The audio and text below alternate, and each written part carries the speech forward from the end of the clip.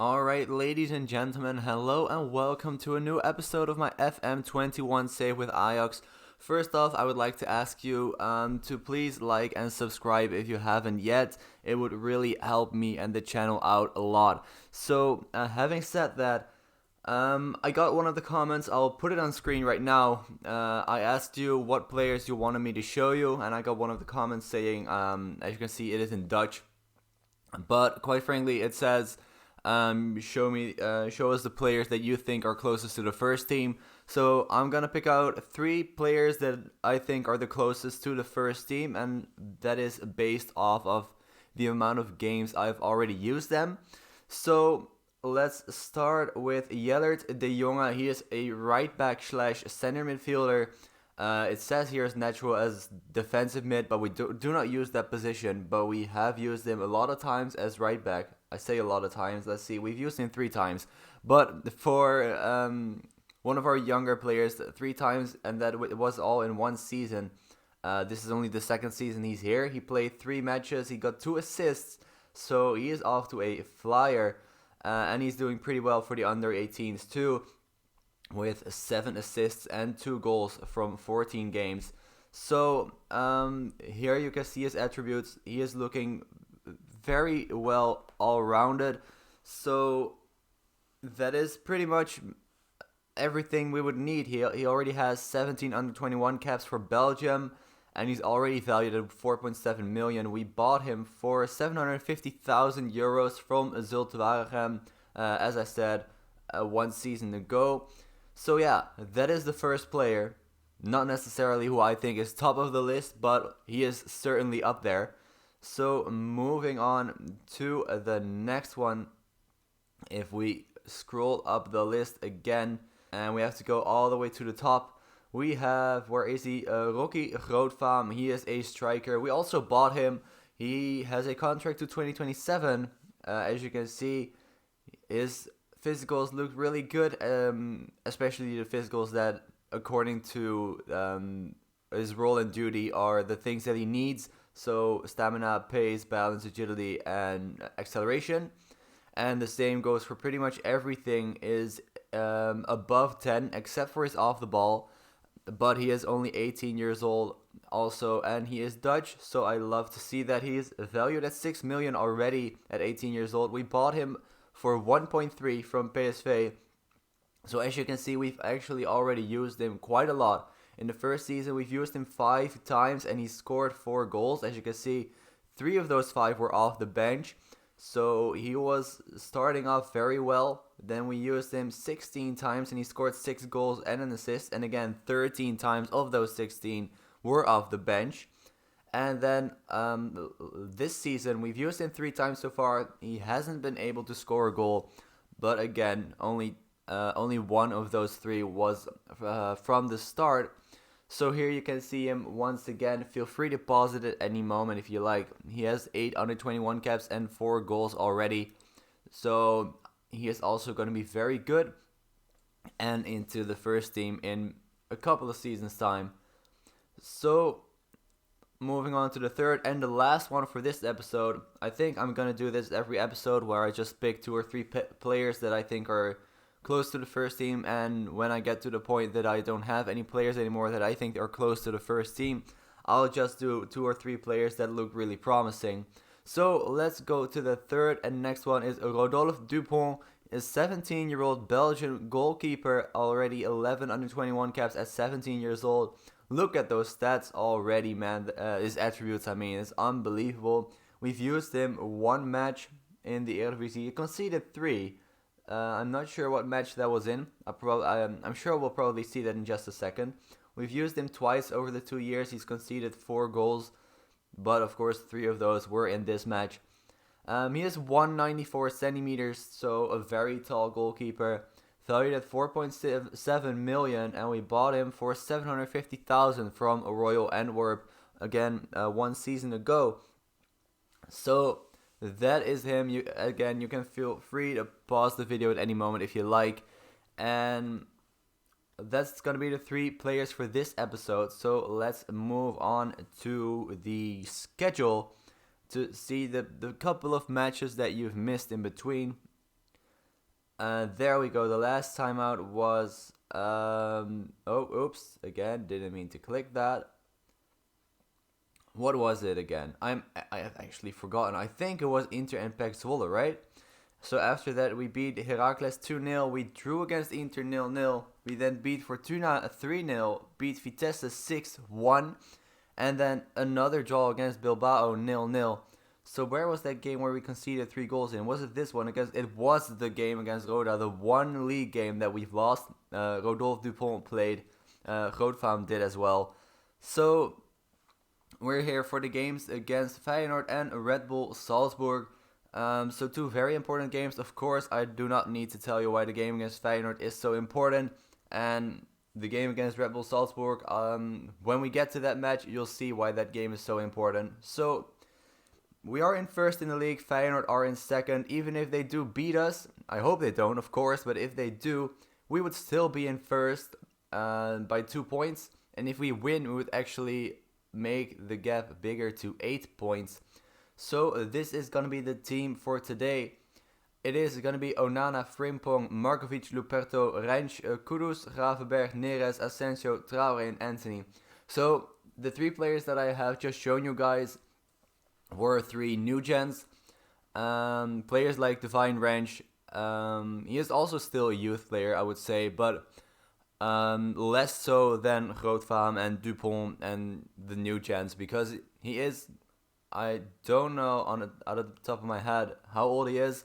He is still young, but of course a little bit older than, he is only 20, but a little bit older than the other players that I have just shown you.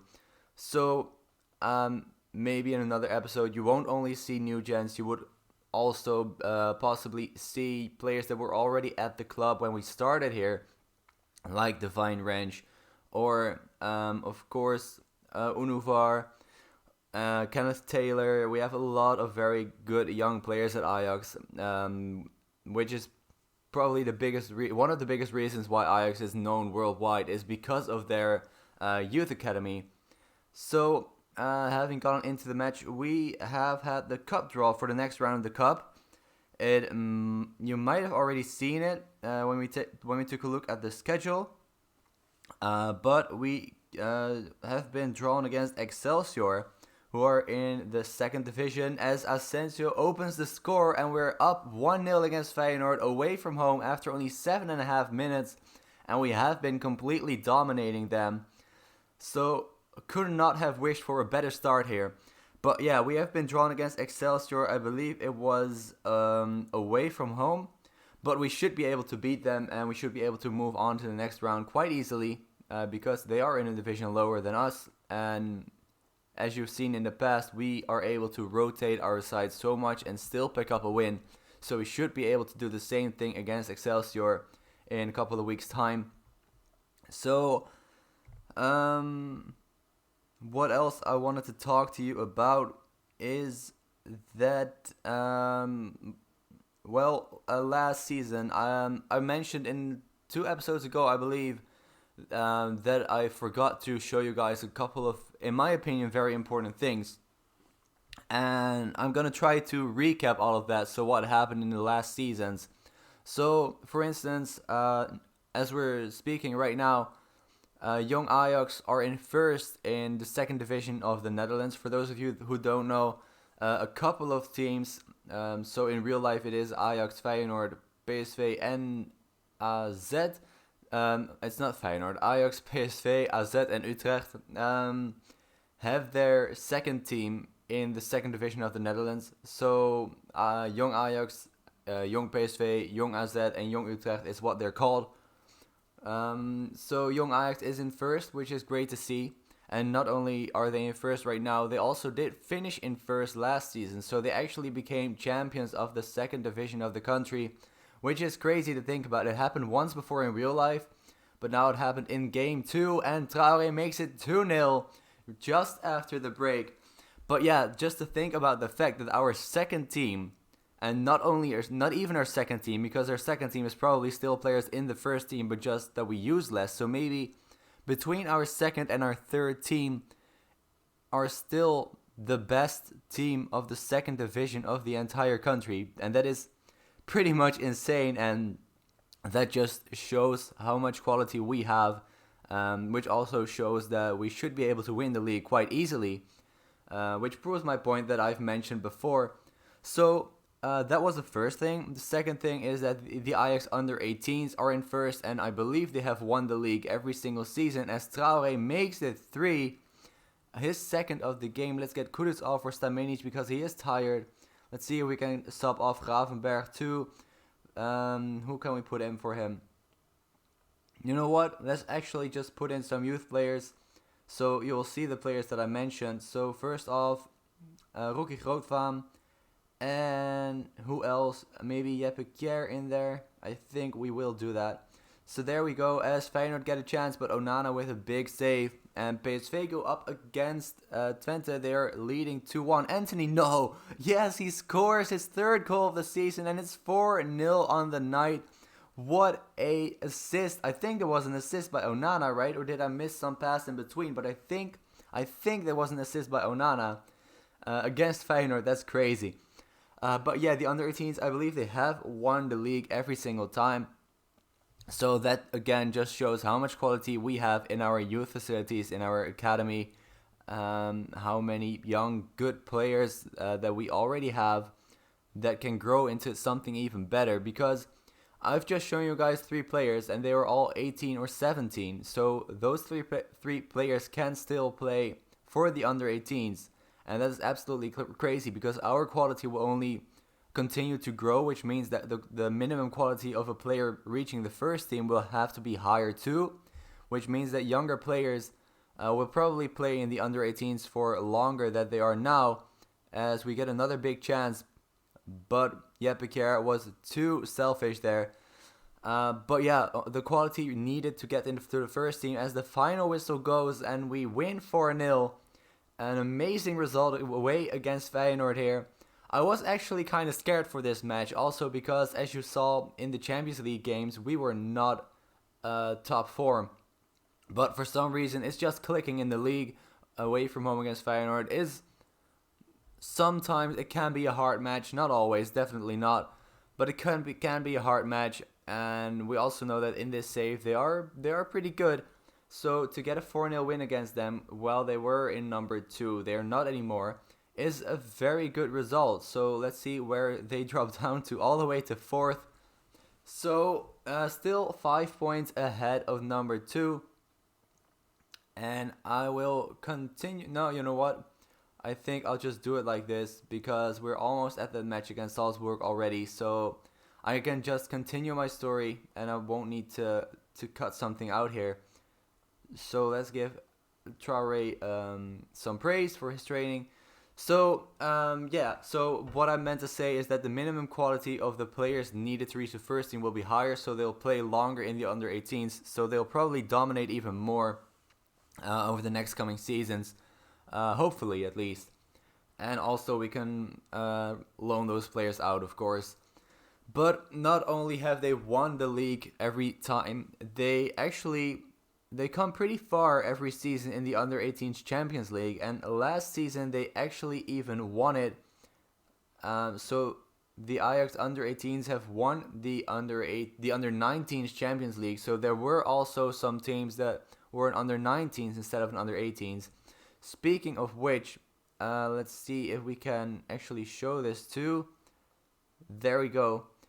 So if we get to the profile, let's look at the group that we are in. It was F, right? Wasn't it? There you go. So we've played 5, won 5. We have actually conceded only 2 goals. That is exactly the summary of how good our under-18s are.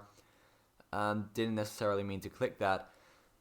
But yeah, they won the Champions League. And as I just mentioned, that shows exactly how good our young players are and how promising they are for the future.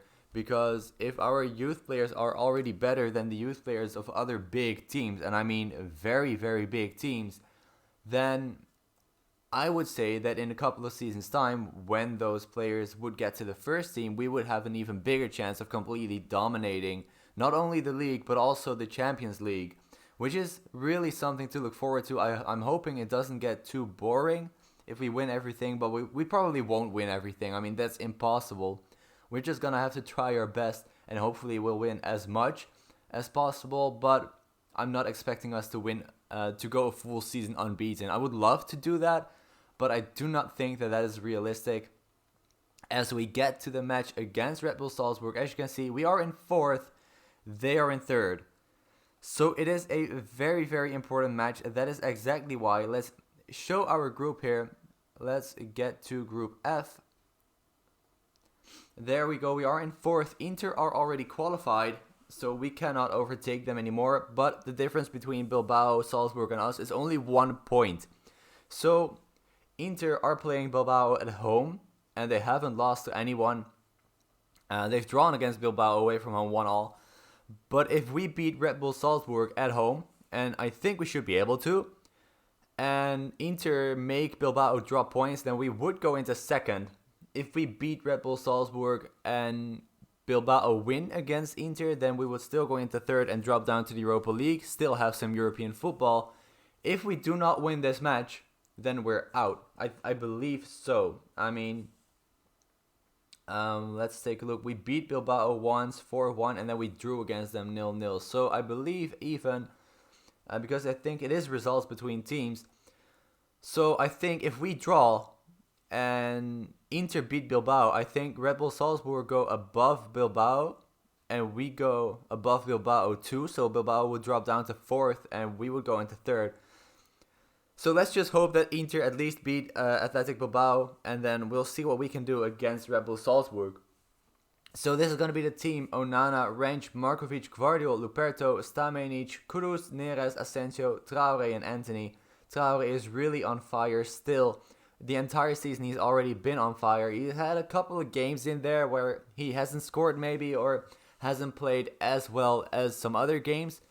But all in all, when you look at the entire season, I think this is his best season yet, definitely. And hopefully that just is just a little tip of the iceberg of something that he is going to be able to do in the rest of his career. I mean, he is only 22, 23 years old, so he's got a lot of seasons ahead of him. So let's just hope that this season is exactly what we can expect from him for the rest of his time at the club.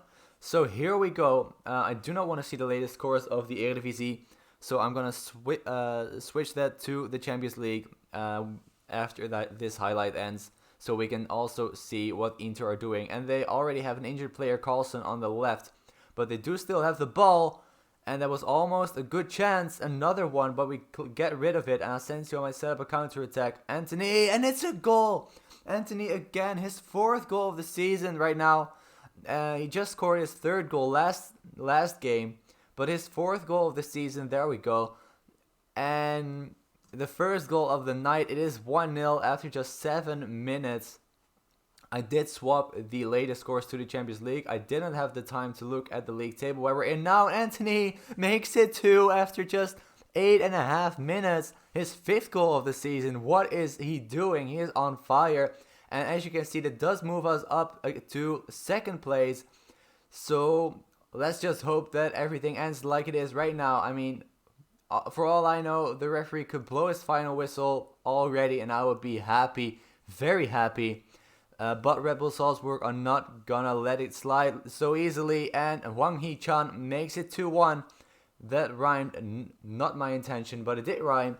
So let's demand more from the players. Let's make sure they don't drop off already after those 2 early goals. We got the corner kick, and what a high-paced match this is so far. Asensio just narrowly misses the goal. So, the next thing, of course, this is a very, very must-win team. As you know, we have to win this, as I've just shown you, as Asensio makes it 3-1 and makes the gap 2 again. So as I've just shown you, this is a must-win game because we actually cannot afford to drop down to the Europa League. I wouldn't, when you look at it competitively, I wouldn't mind too much because I think we have a very good chance of winning the entire Europa League, more so than winning the Champions League. But when you look at the financial aspect of it, I think we cannot afford to drop down to the Europa League, as Inter makes it 1-0 against Bilbao. So it couldn't actually be better than it is right now, except for if Salzburg score right now. But they don't. Gvardiol clears it. Can we get another counter goal? Neres gives it to Traoré, and he does. He does score it. Lassina Traoré with his 23rd goal of the season, which is his kit number in real life, makes it 4-1, his first of the match. And I would say that we have this one in the bag, and I'm so happy to be able to say that. I was so scared that we were going to lose this one, or at least finish in 4th is what I had in mind of, knowing myself. I've said before, and you've seen it, I'm not very good at the game.